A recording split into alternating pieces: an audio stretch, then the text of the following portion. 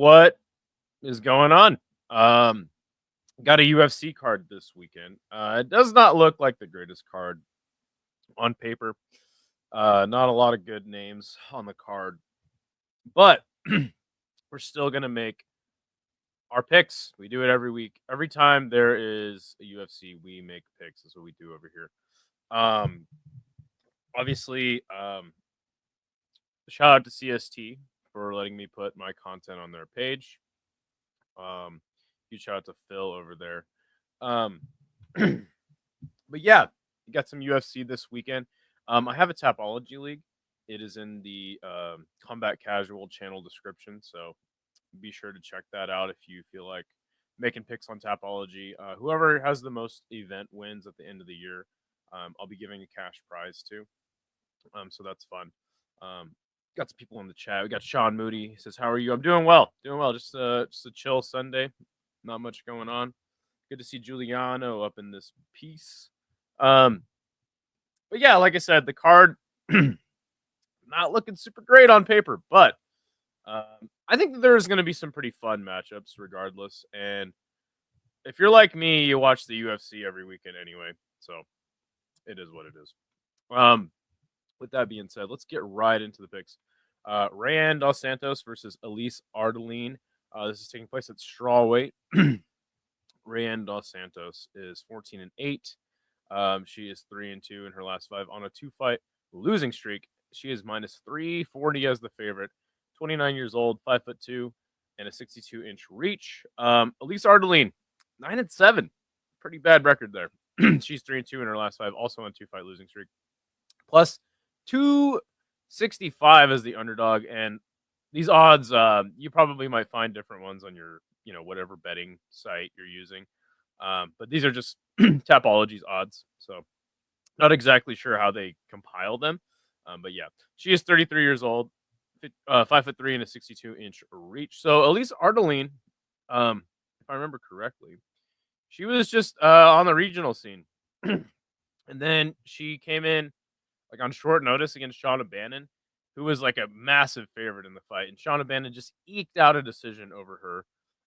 And then she lost the decision to Melissa Martinez, who I believe was that chick that got that sick overhead left in the Contender Series. That was just 6 months ago. On the other side, Rayan, she lost the decision to Talita Alencar by split. A lot of people thought she should have won. And then Pooja Tomar, she lost the decision to by split, which I think everyone thought that was a straight up robbery, if I can remember correctly. Pooja Tomar has not gone on to do great things in the UFC. Both these women, not super great. Elise will have just a slight height advantage, just 1 inch, but I do believe she has like a slightly bigger frame. Obviously Rayan is a huge favorite, but I think that Elise is not the worst fighter in the world. Oh my gosh, but I feel like regardless, like, oh my god, neither of these women have fought very good competition. The only thing that's good for Rayan is she does have wins in Invicta. The promotions that Elise has fought in don't give me any confidence that she'll do much in the UFC. I believe Rayan has a decent ground game. I think that this is one of those fights will probably just end up going to split decision. So this is kind of a coin toss, but I'm going to be picking Rayan by decision. Big surprise there. Oh, and actually, before we move on, yeah, and you have 92% of Tapology actually picking Rayan in this one. So I think it's more of a coin flip, but I can understand why the odds are so wide. The next fight will be Markel Medeiros versus Bolaji Oki. This is taking place at lightweight. Markel 10-1 on a nice win streak right now. He is plus 145 as the underdog. He is 28 years old, 5'10", 69.5-inch reach. He's training out of Factory X, which is actually a pretty good camp if you ask me. Bolaji Oki 9-2. He is 4-1 in his last 5, minus 175 is the favorite. 29 years old, and he is 5'10" as well. So let's see, Balaji Oki, he lost to Chris Duncan by guillotine just 7 months ago. Before that, he has a win over Timmy Kawamba, and then he got into the Contender Series with a nice knockout. Or he got in the UFC off Contender Series with a nice knockout. Before that, he was fighting in a promotion called Atomic, which I've never heard of in my life. Markel has a split decision win over Austin Hubbard. I remember this.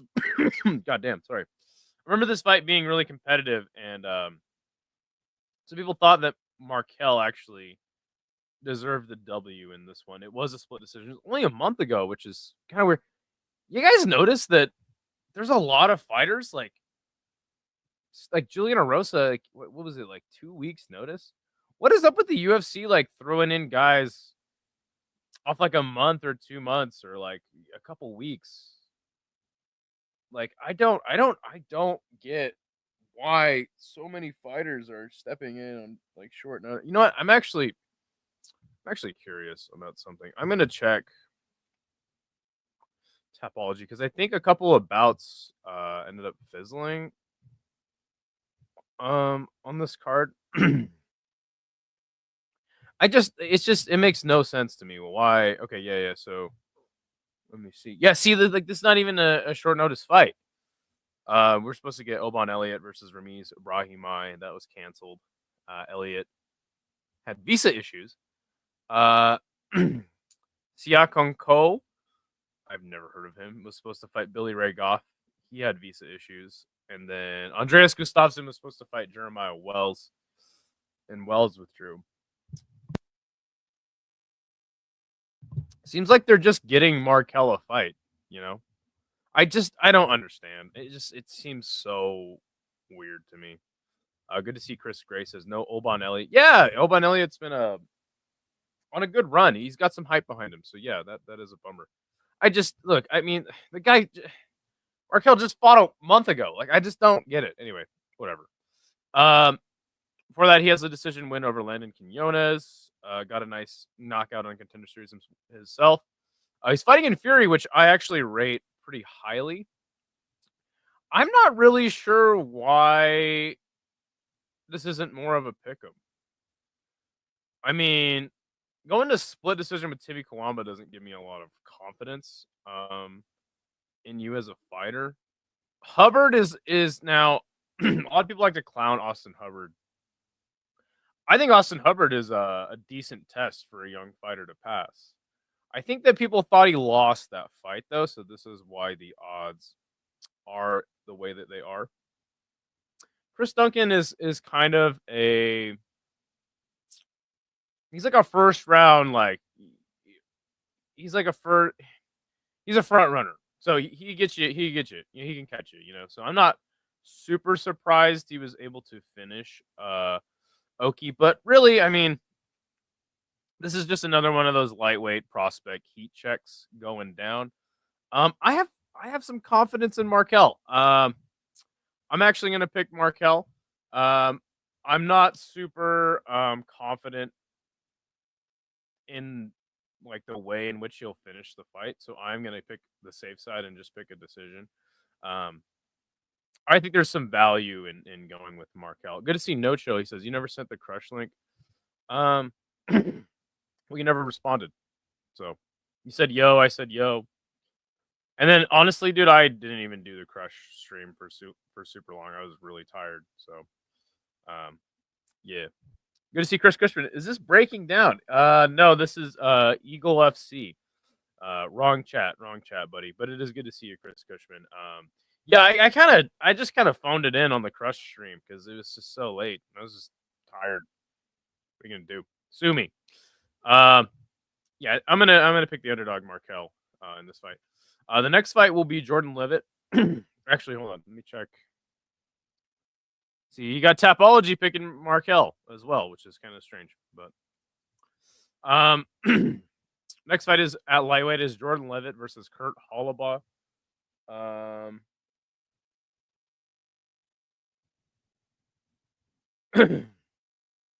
got a text about some business. Jordan Levitt is 11-3. He is 3-2 in his last 5. Minus 155 is the slight favorite. He is 29 years old, 5'9", fighting at a syndicate. Another pretty good team. Kurt Hollabaugh, 21-9, 3-2 in his last 5 as well. Both men lost their last fight. Plus 130 as the underdog. He is 38 years old, 5'11".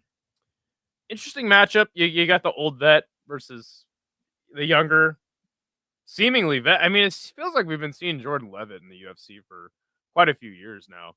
But Kurt Hollabaugh, man, he I cannot pick a Kurt Hollabaugh fight correctly to save my life. Just being totally upfront. I picked Austin Hubbard to beat him. He subbed him. Trey Ogden, he suffered a loss too. Krzyzewski, who is not a good fighter, he ended up taking 2 decision. And then see again, 2 months ago, he just fought Alexander Hernandez. He's right back in there. It was a competitive fight in which Alexander Hernandez edged the decision out. So yeah, Kurt Hollabaugh is a guy that he's getting older. He's 38 years old at lightweight, but you just always go like, well, he's gonna lose, and then he just ends up having a really good fight. Jordan Levitt, again, like I said, he's been in the UFC quite a while now, but he kind of got washed by Paddy Pimblett. Ended up knocking out Victor Martinez, and then he lost by sub to Chase Hooper. But long layoff for him, especially young in his career, a year and a half now. I've never been impressed with Jordan Levitt. You can't argue that the guy has a good ground game, decent submission ability. But then like he'll get subbed by Paddy Pimblett and Chase Hooper. So he always loses to like the prospects better than him. Definitely a crossroads fight for Jordan Levitt. This is an interesting matchup to pick. Kurt Hollabaugh obviously is going to have the advantage on the feet. We have seen Jordan Levitt be able to, like, when he lands good, he has some power. One thing about Kurt Hollabaugh, the reason he's able to have such good fights is he's reliable late into the third. He's like the guy's like a Honda Accord, 350,000 miles on it, and he's just still going. Start it right up, it's going to get you to where you need to go. I really do think this will go to a decision. I think, man, I honestly, like, whatever pick you have, I wouldn't hate it. But something tells me that Kurt Hollabaugh is going to win this now. Year and a half layoff for Jordan Levitt is very interesting. And I feel like I always kind of lean the fighter that's younger, that's taking a long layoff, because you'd think, oh, they're going to be working on some things. But again, I've never had confidence in Jordan Levitt's career in the UFC. So yeah, give me Kurt Hollabaugh. Yeah, I think he'll edge out a decision, but I think this will be a pretty competitive fight. Oh yeah, you were asleep by 4. Yeah, I just kind of dipped out. I think 4 a.m. my time, so it would have been 6 your time. Crush was good. That face plant KO was nasty. Yeah, dude, thank you for sending me that. Chris has got Kurt.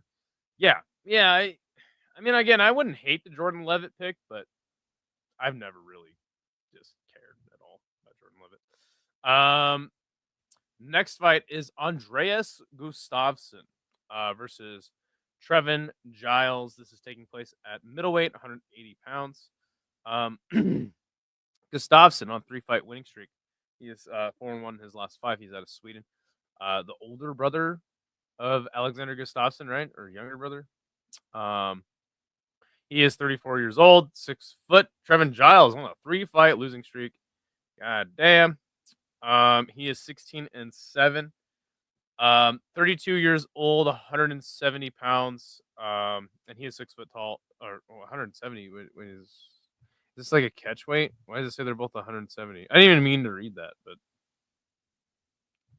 strange. Anyway, Giles, man, I remember this fucker's been in the UFC quite a long time now, and I remember when he debuted, I was like, oh yeah, like this dude's good, and then he's just not done anything really. Also interesting, there's a guy on a 3-fight winning streak fighting a guy on a 3-fight losing streak.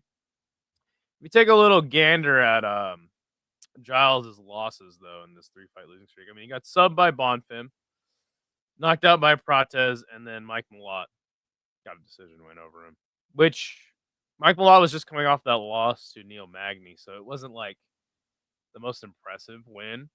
But Mike Malott doing enough to get it done. Gustafsson fighting in KSW took a L in Brave. FCR, and then he got a knockout on Contender. Look, I've never been a fan of Trevin Giles.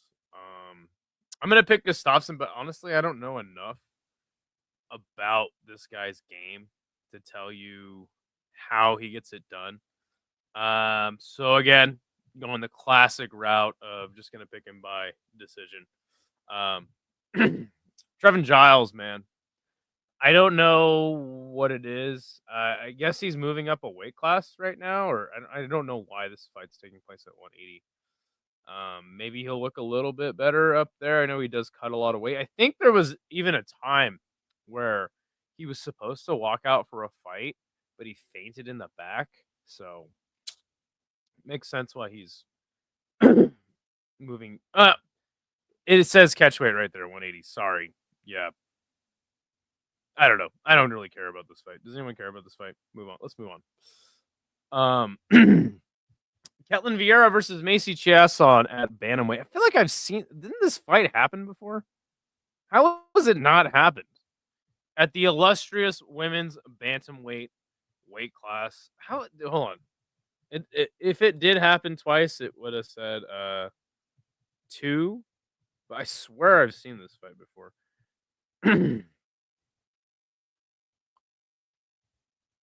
Like,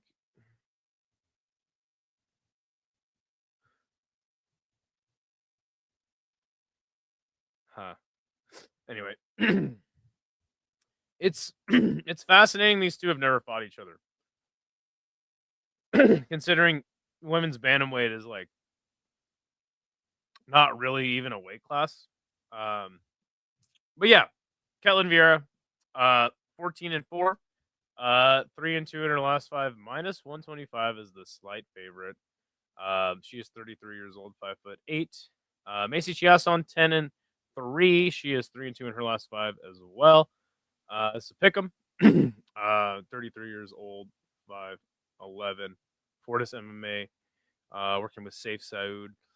So yeah, Ketlin last lost to Kayla Harrison, no shame in that. Beat Pani Kianzad, lost by decision to Raquel, and then beaten Holly Holm and poor old Misha Tate, beating up on old ladies. Maycee Chiasson TKO'd Myra Bueno Silva in her last fight, which was very impressive in my opinion. Sub Pani Kianzad. Lost by knockout to Irene Aldana. That was a sick fight. I actually beat Norma Dumont by split decision and then lost to Raquel Pennington. So, I mean, I've been watching both these ladies for quite a while. Ketlin Vieira is very slow, but she has very serviceable striking and very serviceable ground game. I think her ground game is going to be stronger than Maycee Chiasson. Maycee Chiasson, I'm always impressed with her striking. Like, she has fantastic striking, especially when it's like she seems to have very, very long arms, right? So when she isn't that like, kickboxing range, like that kicking range, she's able to extend her punches a lot. So I'm definitely picking Maycee Chiasson in this fight. I'm gonna pick her by decision. But it's just because like Ketlin Vieira, as good as she is, and she's been able to beat a lot of the people like towards the top of this division for quite a few years now. I just think Maycee Chiasson is just a much better fighter. If Ketlin is able to take her down and control her, because we all know that control time is valued a lot more highly in women's MMA, she could probably get it done. but I'm not confident in that. Give me Maycee Chiasson to get it done by decision. Stacks, what is going on? It's good to see you. Let's see how let's roll on to the next one. At flyweight, it is Alan Nascimento versus Jafel Filio. Jafilmi.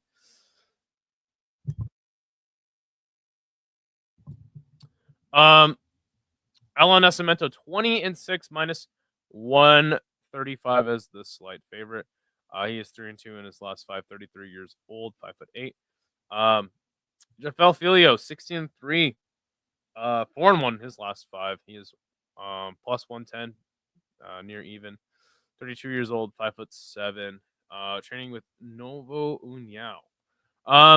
So Jafel Filio, his only loss in his last 5 fights was to Muhammad Mokaev. Before that, he got a knockout on Contender Series to get in the UFC. Beat Daniel Bairez by sub, pretty damn good win. And then he beat Ode Osborne by sub as well. So he's kind of, ever since like taking that L to Muhammad Mokaev, he's had some really good performances. Alan Nascimento, man, this guy is just has been inactive for about 2 years, right? Lost to Hali and Paiva. I remember Hali and Paiva. What the hell has he been? Lost a decision to Tagir. Beat Jake Hadley and Carlos Hernandez by sub. I mean, interesting that Alan Nascimento has taken almost 2.5 years off. He doesn't really have any impressive UFC wins, right? Like Jake Hadley's a decent one. Carlos Hernandez, But Jafel Filio has definitely had, because I don't think he was doing terrible against Mokaev before he got subbed. And then subbing Daniel Bairez, I actually value that pretty highly. And then Ode Osborne is, he's an all right fighter. I don't know if he'll continue this submission streak. I'm definitely going to pick Filio. You know what? I think that Alan Nascimento is going to want to grapple with him. Whenever you get 2 grapplers, sometimes they cancel each other out. But I'll go Filio by round 2. I'm thinking he's going to continue to impress. Are you selling me a Macy's ad or something? Yes, that is exactly what I'm trying to do. They actually just started sponsoring the show. The next fight will be Zach Reese versus Dusko Todorovic at 185. Zach Reese 8-2, 3-2 in his last 5 minus 285 is the favorite. He is 31 years old, 6'4". Dusko Todorovic 12-5, 2-3 in his last 5. He is plus 230 as the dog. 31 years old and 6'1". So Dusko Todorovic, I remember when this guy debuted, knocking out Mackie Vitolo, coconut bombs. Got knocked out by Chidi. Then he knocked out Jordan Wright, who is no longer in the UFC. But since then, got knocked out by CLD, and then Mansour Abdul Malik, he was fed to and viciously knocked out just 6 months ago. Oh my gosh. Zach Reese, dude, another one of these guys that like he'll either just go in there to get finished or he'll get a sick finish, and you're going, what the fuck? Got a submission to get in the UFC. Got knocked out by Cody Brundage. Oh, man. You get knocked out by Cody Brundage, man. That's not a good look. But then he knocked out Julian Marquez and somehow went to decision with Jose Medina. And then he got knocked out just 3 months ago. Again, what is happening? Why is the UFC booking these fights, dude? This guy just got knocked out by Azmat Bekoev 3 months ago. And Dusko Todorovic just got knocked out 6 months ago. I mean, I never like when a fighter comes back after a knockout. Less than 6 months out. So this is going to be a sick fight because you know it's going to end in a finish. Dusko Todorovic at one point I think was looked like he might have had some potential. Zach Reese taking L's to any fighter that's better than fucking Cody Brundage, which is not hard to do. And then Mansour Abdul Malik. I mean, okay, like what is like Mackie Pattillo was a good win 3 years ago, but since then, only person he beat is Jordan fucking Wright. Zach Reese doesn't have much better wins, but I feel like he's a lot younger in his UFC career, so there's some more potential for him. Dusko Todorovic, I felt like he was the bigger one, but it's Zach Reese, and he has a much longer reach. Zach Reese definitely throws a lot tighter strikes. I feel like Dusko Todorovic fights like the longer fighter. Zach Reese has more tools. He can grapple. He's got submission wins. Dusko Todorovic mostly just going in there to punch your head off. Zach Reese has more ways to win. Quicker, better in the pocket in close. So yeah, give me Reese. You know what? I think he will. I think you'll have him like in the clinch or something, close to the cage line, and then Dusko Todorovic gets hit. Head goes back to the cage and he collapses. That's what I'm going. Round 1 KO for Zach Reese. Chris Cushman, we are aligned. We're like Voltron right now. Next fight is gonna be Ramiz Brahimaj versus Billy Ray Cyrus. No, Billy Ray Goff at welterweight. Ramiz Brahimaj, 11-5. He is 32 years old, 5'10". Billy Ray Goff, 26 years old, 5'10" himself. Ramiz Brahimaj, just look at that. Win-loss, win-loss, win-loss. Billy Ray Goff was on a nice little win streak before he took the L to Trey Waters a year ago. Before that, he knocked out Mr. Kinoshita and got a knockout to get into the Contender Series. He's fighting in CES before that. Good old Ramiz Brahimaj, man. I remember. Do you guys remember when he lost? He lost this fight, and he like half his ear fell off. You guys remember that? That was a long time ago. Ramiz Brahimaj is the guy who half his damn ear fell off once upon a time.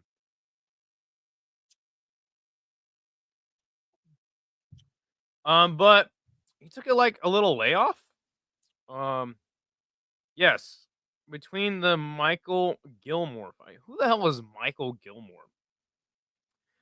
He took a long layoff. He fought Themba, and I actually picked him to win. Themba ended up taking the dub. And then he was able to knock Mickey Gall out, which was surprising because I felt like he kind of looked like shit against Themba. But Mickey Gall sucks. I mean, let's be honest. So Ramiz, the thing about Ramiz is like he's got high level experience. Took a long layoff, coming off a win over Mickey Gall, getting a sick knockout. Gonna give him some confidence. Billy Ray Goff. Dude, I don't even fucking really remember this guy, to tell you the truth. And I don't know who Trey fucking Waters is. His wins don't really impress me. He's been pretty inactive. Hasn't fought in a year.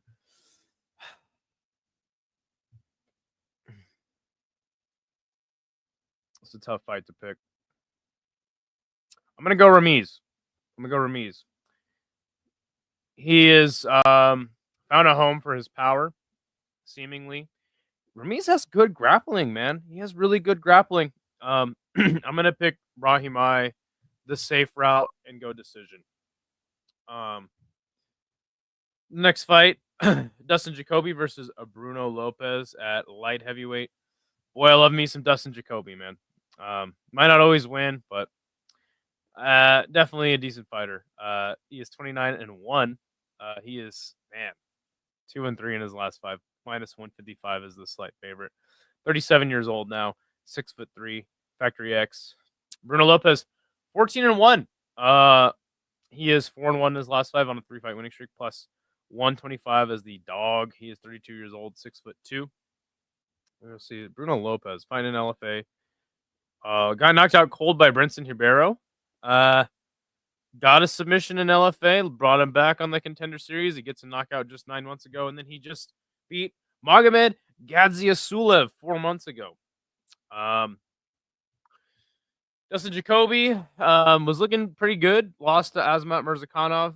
Then he knocked out Kennedy and Zechiku, lost to Menefield, and then Dom Reyes got a knockout over him, like shockingly, for his comeback.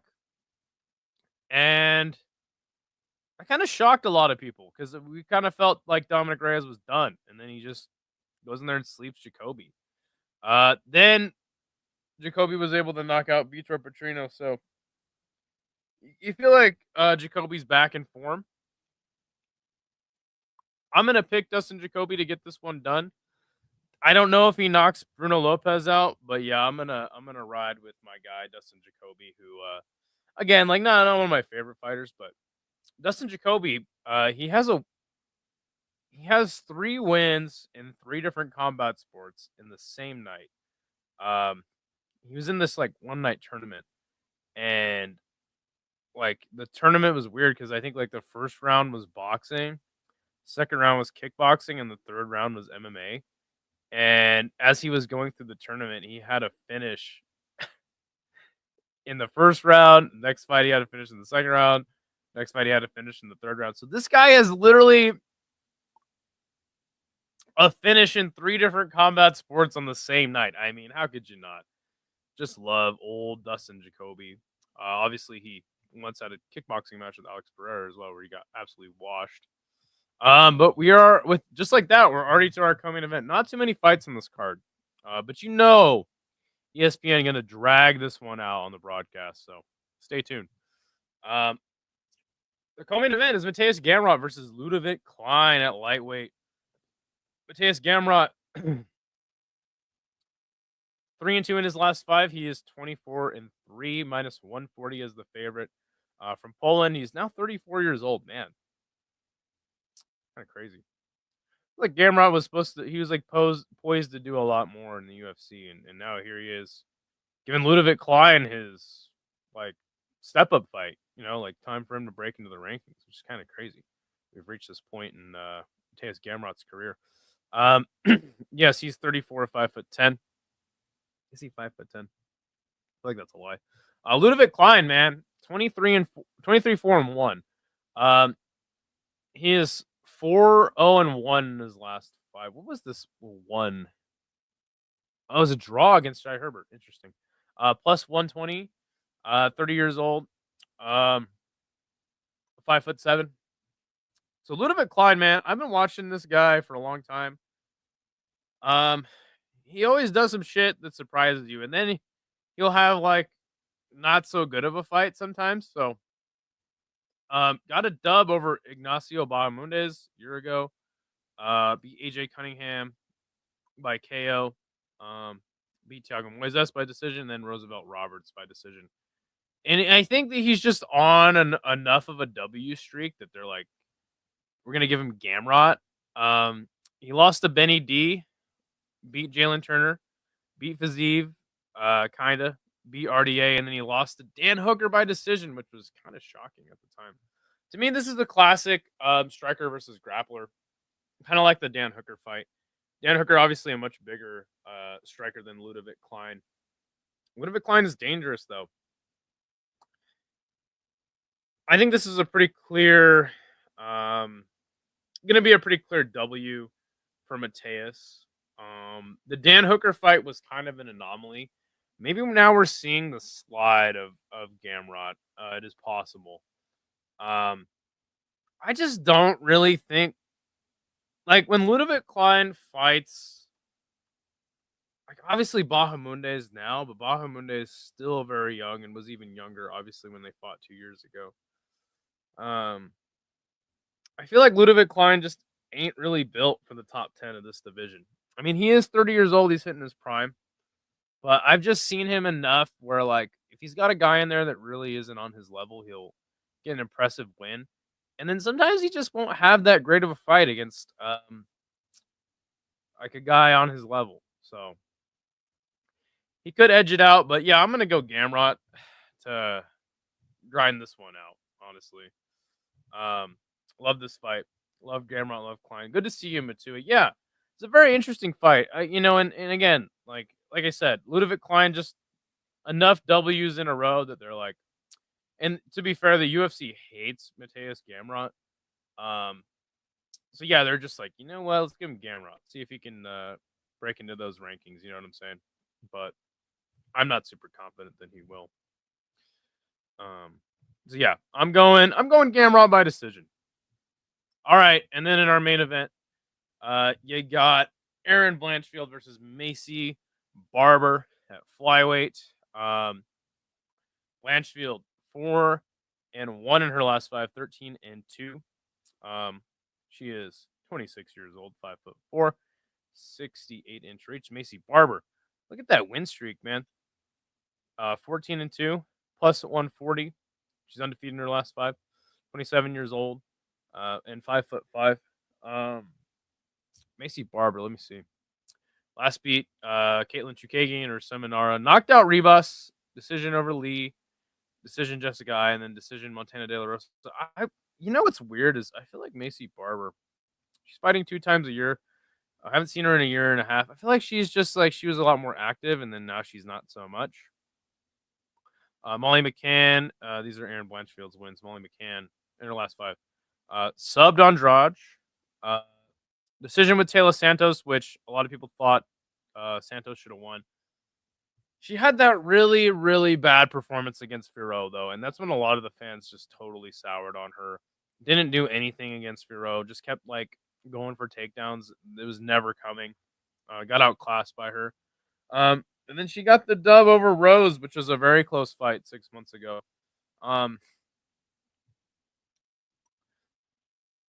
So Maycee Barber, to me, hasn't really fought the level of competition that Erin Blanchfield has. But I think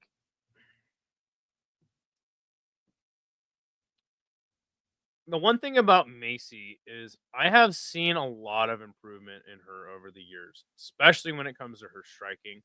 I thought she always had a really good ground game, but her striking has really, really come along to me. And then on the Erin Blanchfield side, I have not seen a lot of improvement, right? Seems like her striking's never gotten better. She has fantastic grappling, but you know, I think that Maycee Barber has the edge when it comes to the striking and just power in general. Also, I think she's bigger. It says they're an inch apart, but I feel like Maycee Barber just has a bigger frame. I am really glad that Maycee Barber is getting her chance to step up. Feels like it's been a long time coming. Man, this is a tough fight to pick. I think this is a coin flip as well, just like the first women's fight on the card. Um, I think a lot of fans are souring on Blanchfield, and I think if we look at Tapology, oh wow, 76% of people are picking Blanchfield to win this fight. Very interesting. I think a lot of people are souring on Blanchfield because of that just abysmal Manon Fiorot performance. But I think even when you saw the Valentina Shevchenko fight, like you saw like Manon Fiorot is the real deal. She's really big for the weight class. Oh man. This is a sick fight though. Like I understand a lot of people are just hate this main event. But this is a really good fight, man. We got two ladies in the top 5 in this weight class. And this is a good fight for Maycee Barber. I think she has a lot more to gain, or a lot less to lose and more to gain in this fight. If Blanchfield took a loss here, the fans would really start hating her. So this is like kind of a make or break fight for Blanchfield. She did get the W over Rose, but again, super super close fight.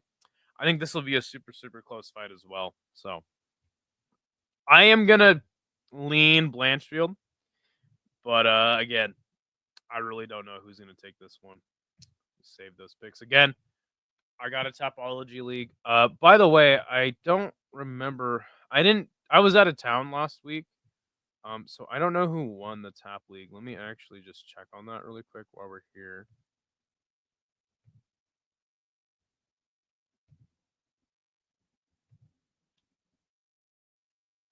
Come on, fucking this website, dude. I swear.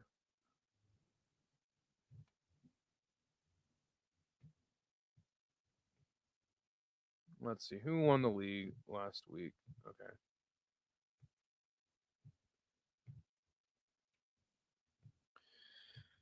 Let me see. Who was it? Okay, it was actually Sean. Wow. Holy shit. I would have never expected that. That is shocking. You know it's an anomaly when Denial got 7th place, right? Mateusz, you got dead last. I mean, how dare you? Well, there you go. I'm gonna add Sean to the list of winners. Congratulations to you last week, my friend. Yeah. That's gotta count for something, right? But yeah, so live chat probably gonna come tomorrow. I don't think that I'm not sure if I'll be working. So yeah, I think I'm gonna give you guys a live chat tomorrow. I'll put a community post up and you guys can ask me some questions. But yeah, those are the picks, man. And we'll go over like some news and all the other events going down. K1, I'll be doing a K1 fight companion over here. I can show you guys how to watch it if you'd like. But yeah, that's about it for me. Thank you guys for joining. Let me know what you think about my picks. Am I coughing? Are my picks trash? You got better picks? Let me know. I'm out.